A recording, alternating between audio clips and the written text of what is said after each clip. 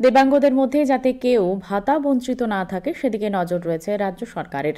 শুধুমাত্র বিপিএলভুক্ত পরিবারদের ভাতার ব্যবস্থা করেছে সরকার। অল ত্রিপুরা ব্লাইন্ড কমিটির উদ্যোগে লুই ব্রেইলের ২১৬তম জন্মজয়ন্তী উপলক্ষে আয়োজিত অনুষ্ঠানে একথা বলেন সমাজ কল্যাণ ও সমাজ শিক্ষামন্ত্রী টিঙ্কু রায়।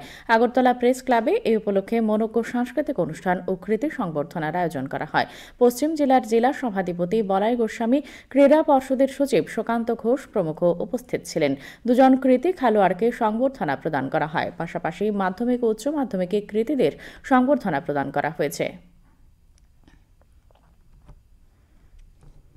মাননীয় উদ্বোধক ও প্রধান অতিথি, এটা প্রথমবার হয়েছে ত্রিপুরাতে আমরা দিব্যাঙ্গদের জন্য আমরা পলিসি নিয়েছি। এবার পলিসি আমরা ওই খেলো ত্রিপুরা প্যারা গেমসে আমরা ত্রিপুরা দিব্যাঙ্গদের জন্য পলিসি নিয়েছি, যেন তাদের যে অধিকার, যেটা আমার ভাই বলছিল যে চাকরির ক্ষেত্রে তাদের অধিকার বা তাদের বিভিন্ন সুযোগ সুবিধা থেকে যেন তারা বঞ্চিত না হয় সরকারি বেসরকারি ক্ষেত্রে।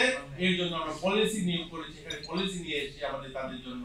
আমরা চাই তারাও যেন স্বাভাবিকভাবে বাঁচতে পারে। দেশ রয়েছে যে কোথায় কোনো পত্রিকার পাতায় যদি বা কোনো সংবাদ মাধ্যমে যদি কোনো দিব্যাঙ্গ ভাই বোনদেরকে তারা পেনশন পান না, সামাজিক ভাতা পান না, এইরকম খবর যদি উঠে আসে, সেখানে আমাদের দপ্তর থেকে খোঁজ করে তাকে ভাতা পাওয়ার ব্যবস্থা, যত ধরনের সুবিধা মানে কাগজপত্র দরকার সেগুলো যেন তারা করে দেন, এইভাবে নির্দেশ রয়েছে। আমরা সেটা করার প্রয়াস করছি।